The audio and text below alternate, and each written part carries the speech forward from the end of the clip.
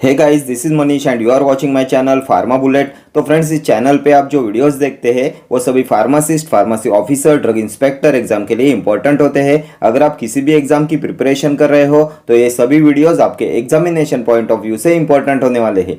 तो आज के इस वीडियो में भी हम कुछ एग्जाम टारगेटेड क्वेश्चंस देखने वाले हैं। तो स्टार्ट करते हैं। Metronidazole is used in amoebiasis, giardiasis, trichomoniasis, all of the above. Metronidazole is used in, तो किसमें यूज करते हैं मेट्रोनिडाजोल का? तो इसे यूज करते हैं in amoebiasis, giardiasis and trichomoniasis also. Option D will be your correct answer, all of the above. इन तीनों के ट्रीटमेंट के लिए यूज करते हैं मेट्रोनिडाजोल का। एंड ये मेट्रोनिडाजोल होता है drug of choice in amoebic dysentery. Amoebic dysentery में ड्रग ऑफ चॉइस होता है metronidazole. Metronidazole drug of choice होता है अमीबिक डिसेंट्री में and acute necrotising ulcerative gingivitis में। ठीक है, लास्ट ईयर एग्जाम में पूछा हुआ क्वेश्चन है drug of choice for acute necrotising ulcerative gingivitis. And अभी आप मुझे बताएंगे कौन सी रिंग प्रेजेंट होती है मेट्रोनिडाजोल में? तो इसमें इमिडाजोल रिंग प्रेजेंट होती है। इमिडाजोल रिंग कंटेनिंग ड्रग होता है मेट्रोनिडाजोल। ठीक है, next question. The main cause of deterioration of penicillin is the reactivity of the strain ring. Thiazole, beta-lactam, isoxazole, carboxymethyl. The main cause of deterioration of penicillin. तो ये होता है beta lactam ring. Option B will be your correct answer. The main cause of deterioration of penicillin is the reactivity of the strain ring beta-lactam. अभी आप मुझे बताएंगे penicillin का mechanism of action क्या होता है? Mechanism of action of penicillin, तो penicillin होता है cell wall synthesis inhibitor. Cell wall synthesis inhibitor होता है पेनिसिलिन। इसका चीफ एडवर्स रिएक्शन कौन सा होता है? पेनिसिलिन का चीफ एडवर्स रिएक्शन तो ये होता है Jarisch Herxheimer reaction. Examination point of view से इंपॉर्टेंट है पेनिसिलिन का mechanism of action and Jarisch Herxheimer reaction, adverse drug reaction. ठीक है, next question. Which antimicrobial should be avoided in patients of liver disease? Tetracycline, cotrimoxazole, cephalaxine, ethambutol.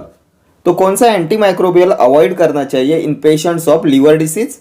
तो liver disease patients में tetracyclines को avoid करते हैं। Option A will be your correct answer. Tetracycline should be avoided in patients of liver disease. और ये tetracycline भी examination point of view से important है। ये फोटोसेंसिटिविटी रिएक्शन कॉज कराता है, then discolouration of teeth cause कराता है। इसे मिल्क के साथ में नहीं देते, not given with milk because insoluble chelates is formed. Then calcium can reduce the absorption of tetracycline, so it should be avoided with calcium supplements. ठीक है, ये सभी लास्ट ईयर एग्जाम में पूछे गए क्वेश्चन है टेट्रासाइक्लिन के ऊपर। Next question. Emulsions made with tweens are usually unstable, water in oil type, oil in water type और क्लियर। क्या होते हैं इमल्शंस मेड विथ ट्विन्स? तो ये होते हैं oil in water type. Option C will be your correct answer. Emulsions made with tweens are usually oil in water type. अभी आप मुझे बताएंगे oil in water type of emulsions की HLB value कितनी होती है? HLB value of oil in water type of emulsions की तो ये होती है 8 to 18 and water in oil type of emulsions की होती है 3 to 6। HLB वैल्यू भी इंपॉर्टेंट होती है एग्जामिनेशन पॉइंट ऑफ व्यू से। Water in oil type of emulsions की होती है 3 to 6 and oil in water type of emulsions की होती है 8 to 18। And HLB system was discovered by Griffin. Last year exam में पूछा हुआ क्वेश्चन है HLB system was discovered by Griffin. ये water in oil type of emulsions की होती है 3 to 6, oil in water type of emulsions की होती है 8 to 18 और ये वेटिंग एजेंट की होती है 7 to 9। वेटिंग एजेंट्स की HLB वैल्यू होती है 7 to 9। ठीक है, next question. 1 teaspoon full contains 10 ml, 4 ml, 8 ml और 30 ml। तो कितना होता है 1 टीस्पून फुल? तो ये होता है 4 ml। Option B will be your correct answer. 4 ml होता है 1 टीस्पून फुल, देन 8 ml होता है 1 डेजर्ट स्पून फुल, 15 ml होता है 1 table spoon full and 30 ml होता है 1 फ्लूइड आउंस। 1 फ्लूइड आउंस होता है 30 ml। देन 1 ड्रॉप होता है 0.06 ml। ठीक है, 1 टीस्पून फुल होता है 4 ml, 1 डेजर्ट स्पून फुल होता है 8 ml, 1 टेबल स्पून फुल होता है 15 ml, देन 1 फ्लूइड आउंस होता है 30 ml। ठीक है, next question. The pollen antibiotics primarily act by inhibiting fungal ergosterol synthesis, creating micropores in fungal cell membrane, inhibiting fungal DNA synthesis, disorienting microtubules in fungal cells. The pollen antibiotics primarily act by, क्या होता है pollen antibiotics का mechanism of action? तो ये act करते हैं by creating micropores in fungal cell membrane. Option B will be your correct answer. Creating micropores in fungal cell membrane. अभी आप मुझे बताएंगे ये इनहिबिटिंग फंगल अर्गोस्टेरॉल सिंथेसिस किसका मैकेनिज्म ऑफ एक्शन होता है? तो ये होता है अजोल्स का mechanism of action, inhibiting fungal ergosterol synthesis. And disorienting microtubules in fungal cells होता है ग्रीसियोफोल्विन का mechanism of action.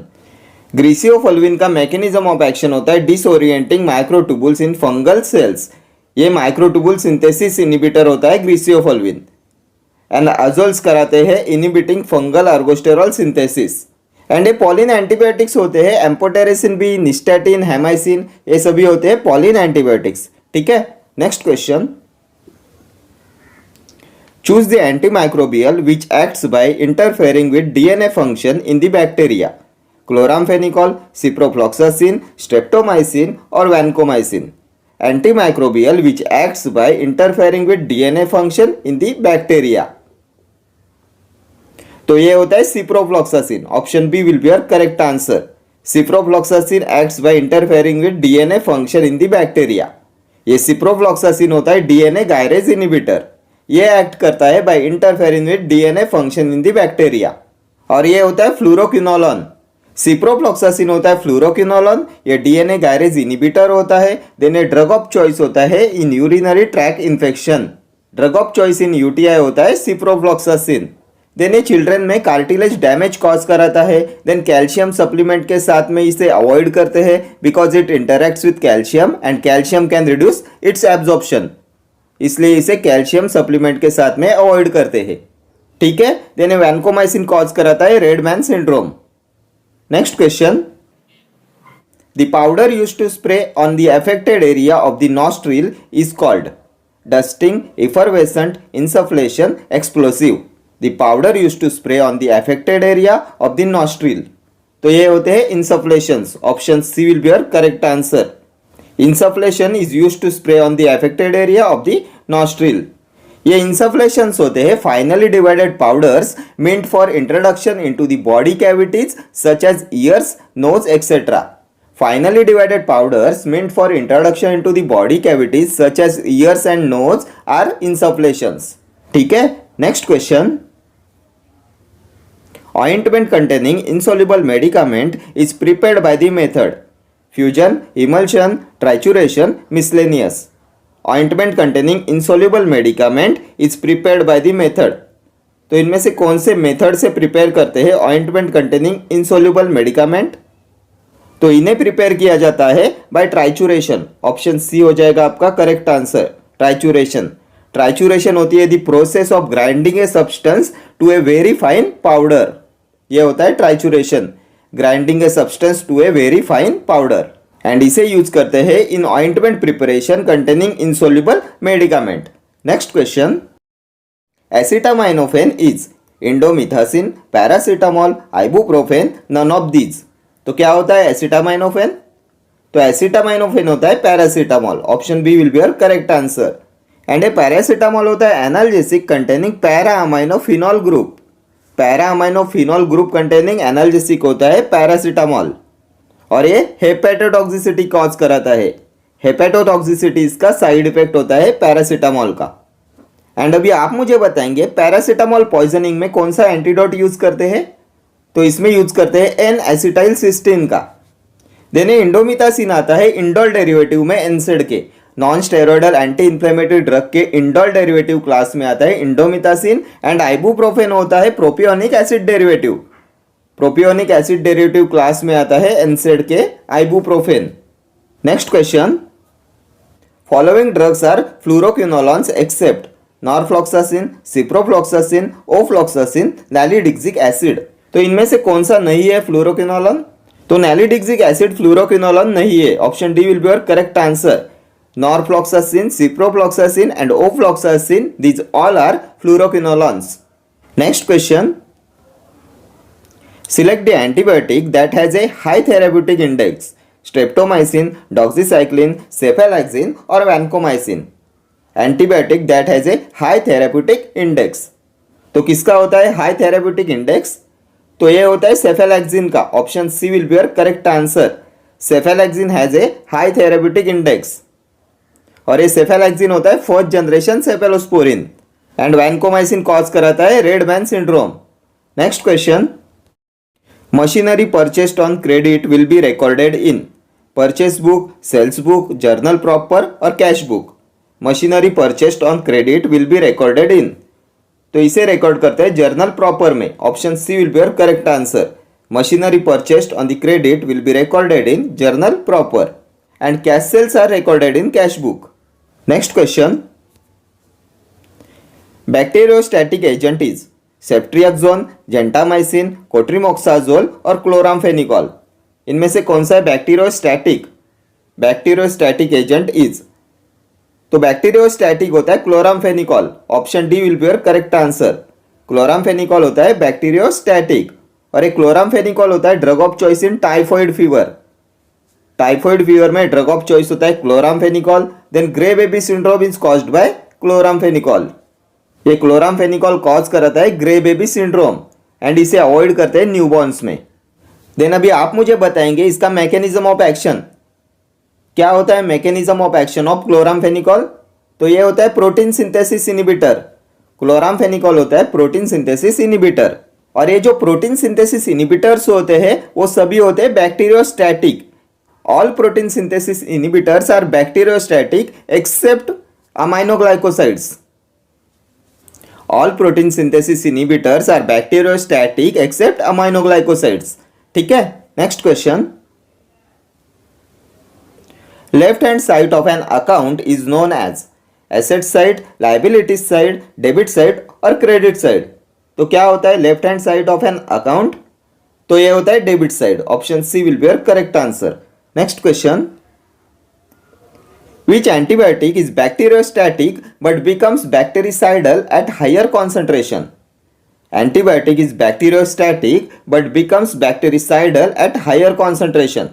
Erythromycin, tetracycline, chloramphenicol और एम्पिसिलिन।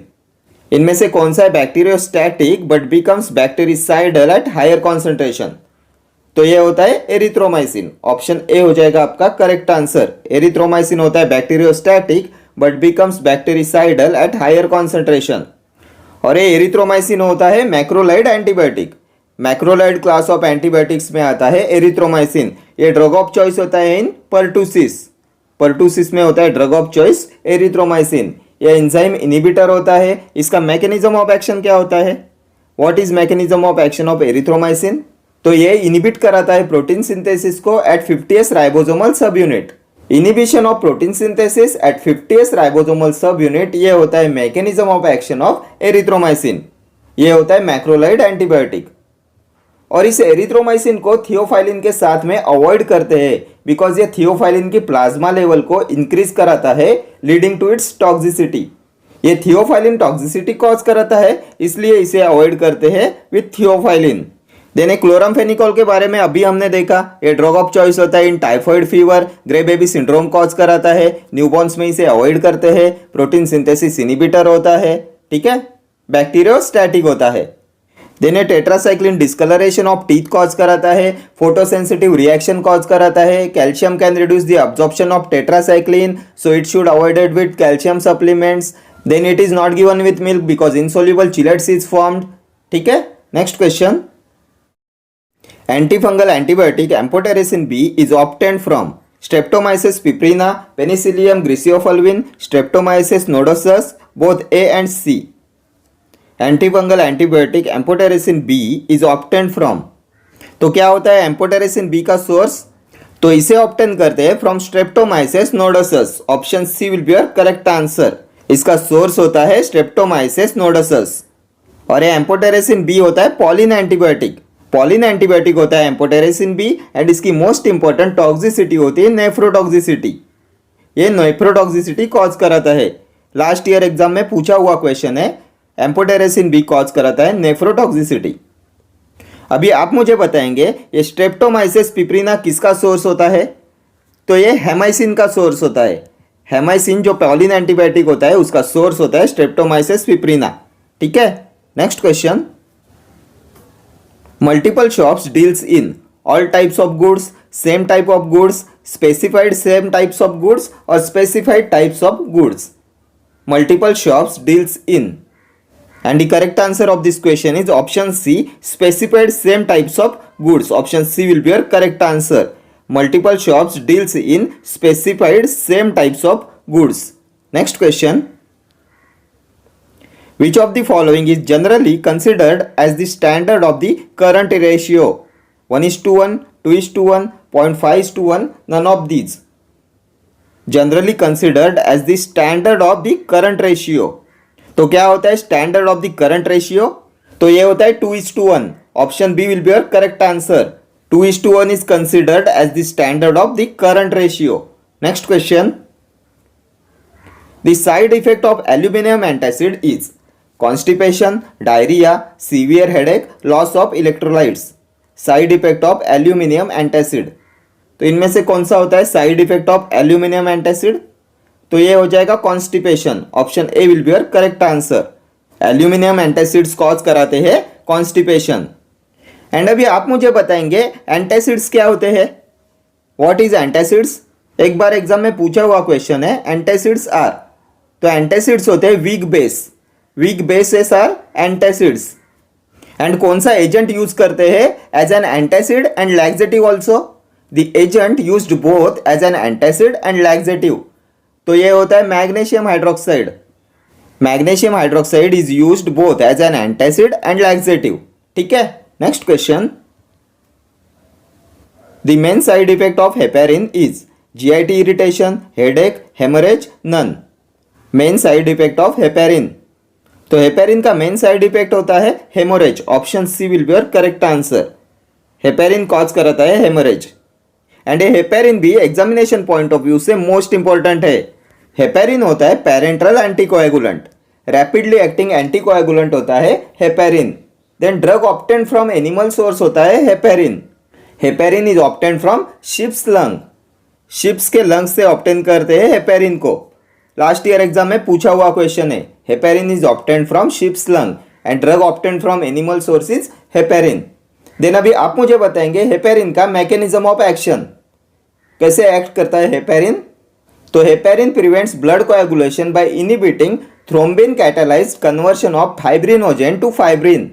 लास्ट ईयर एग्जाम में पूछा हुआ क्वेश्चन है. Heparin prevents blood coagulation by inhibiting thrombin catalysed conversion of fibrinogen to fibrin. ठीक है. देन एक बार एग्जाम में पूछा गया था which animal is used for the bioassay of heparin? तो ये था sheep. Animal is used for the bioassay of heparin is sheep. ठीक है, next question. Caffeine should be avoided in peptic ulcer patients, epilepsy patients, oedema patients, CCF patients. तो इनमें से किस में अवॉइड करना चाहिए कैफीन को? तो caffeine should be avoided in peptic ulcer patients. और ये कैफीन होता है 137 ट्राइमिथाइल ज़ैंथिन. प्यूरिन एल्कलॉइड्स में आता है कैफीन और इसकी आइडेंटिफिकेशन टेस्ट होती है म्यूरेक्साइड टेस्ट. 137 ट्राइमिथाइल ज़ैंथिन होता है कैफीन. देन ये होता है प्यूरिन एल्कलॉइड्स. आइडेंटिफिकेशन टेस्ट होती है murexide test. And caffeine should be avoided in peptic ulcer patients. ये सभी कभी ना कभी एग्जाम में पूछे हुए क्वेश्चन है. ठीक है, next question. The initial distribution of a drug into the tissues is determined chiefly by the rate of blood flow to the tissue, glomerular filtration rate, stomach emptying time, drug affinity for the tissue. The initial distribution of a drug into the tissues is determined chiefly by the. तो इनमें से किसे determine किया जाता है initial distribution of a drug into the tissues? तो इसे determine किया जाता है by the rate of blood flow to the tissue. Option A will be your correct answer. The initial distribution of a drug into the tissues is determined by the rate of blood flow to the tissue. ठीक है, next question. Which of the following antiretroviral drugs belongs to the non-nucleoside reverse transcriptase inhibitors? Nevirapine, indinavir, ribavirin, stavudine. इनमें से कौन सा आता है NNRTI category में? Non nucleoside reverse transcriptase inhibitors में कौन सा ड्रग आता है? तो ये भी हमने बहुत बार डिस्कस किया है। NNRTI में non nucleoside reverse transcriptase inhibitors में आते हैं efavirenz, then nevirapine and delavirdine. So option A हो जाएगा आपका correct answer, nevirapine, delavirdine and efavirenz, ये सभी होते हैं non nucleoside reverse transcriptase inhibitors. Then ये नाविर वाले जो भी ड्रग होते हैं ये होते हैं प्रोटीज इनहिबिटर्स, सैक्विनाविर, रिटोनाविर, इंडिनाविर, लोपिनाविर, नेल्फिनाविर, ये सभी होते हैं प्रोटीज इनहिबिटर्स। देन अभी आप मुझे बताएंगे NRTI में कौन से ड्रग आते हैं? न्यूक्लियोसाइड रिवर्स ट्रांसक्रिप्टेज इनहिबिटर्स कौन से होते हैं? तो इसमें आता है स्टैवुडिन, जिडोवुडिन, देन लैमिवुडिन, एबेकाविर, डिडोनासाइन, ये सभी होते हैं न्यूक्लियोसाइड रिवर्स ट्रांसक्रिप्टेज इनहिबिटर्स। ठीक है, next question. 1 milligram of insulin contains how many units?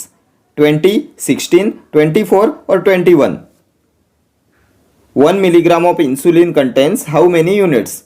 तो कितने यूनिट्स होते हैं 1 मिलीग्राम ऑफ इंसुलिन में? तो 1 मिलीग्राम इंसुलिन में होते हैं 24 यूनिट्स। ऑप्शन सी हो जाएगा आपका करेक्ट आंसर, 24 यूनिट्स। देन अभी आप मुझे बताएंगे इंसुलिन में कितने अमाइनो एसिड्स प्रेजेंट होते हैं? तो insulin contains 51 amino acid. Chain A में होते 21 अमाइनो एसिड, चेन बी में होते 30 अमाइनो एसिड, और chain A and chain B में डाइसल्फाइड बॉन्ड प्रेजेंट होता है। ठीक है, देन इंसुलिन का स्टोरेज कंडीशन क्या होता है? तो insulin should be stored at 2 to 8 degree Celsius. बहुत बार एग्जाम में पूछा हुआ क्वेश्चन है, insulin should be stored at 2 to 8 degree Celsius. Then कौन सा शेड्यूल में आता है इंसुलिन? तो शेड्यूल जी में आता है इंसुलिन इंजेक्शन आते हैं शेड्यूल जी में। देन इसका रूट ऑफ एडमिनिस्ट्रेशन क्या होता है? कैसे देते हैं इंसुलिन को? तो इसे देते हैं सबक्यूटेनियसली। इसका रूट ऑफ एडमिनिस्ट्रेशन होता है सबक्यूटेनियस। इंसुलिन पे हर एग्जाम में क्वेश्चन पूछा जाता है। इंसुलिन का क्लासिफिकेशन भी एग्जामिनेशन पॉइंट ऑफ व्यू से मोस्ट इंपॉर्टेंट है।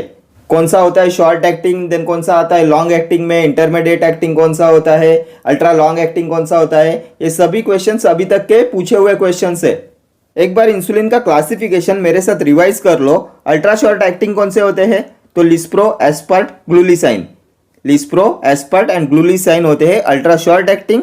शॉर्ट एक्टिंग में आता है regular insulin. Then long acting होते हैं protamine, zinc insulin, then degludec, glargine, detemir, ये होते हैं long acting. Then intermediate acting होते हैं insulin, zinc suspension and NPH, neutral, protamine, Hagedorn, ये होते हैं इंटरमीडिएट एक्टिंग। देन एक बार एग्जाम में पूछा गया था कौन से इंसुलिन का ड्यूरेशन ऑफ एक्शन होता है 40 आवर्स। कौन से इंसुलिन का ड्यूरेशन ऑफ एक्शन होता है 40 आवर्स? तो ये होता है डिग्लूडैक का ड्यूरेशन ऑफ एक्शन होता है 40 आवर्स। ये होता है अल्ट्रा लॉन्ग एक्टिंग इंसुलिन। ठीक है, okay friends, thank you for watching this video. See you in the next video. Till then do like, share, comment and subscribe to my channel. Thank you.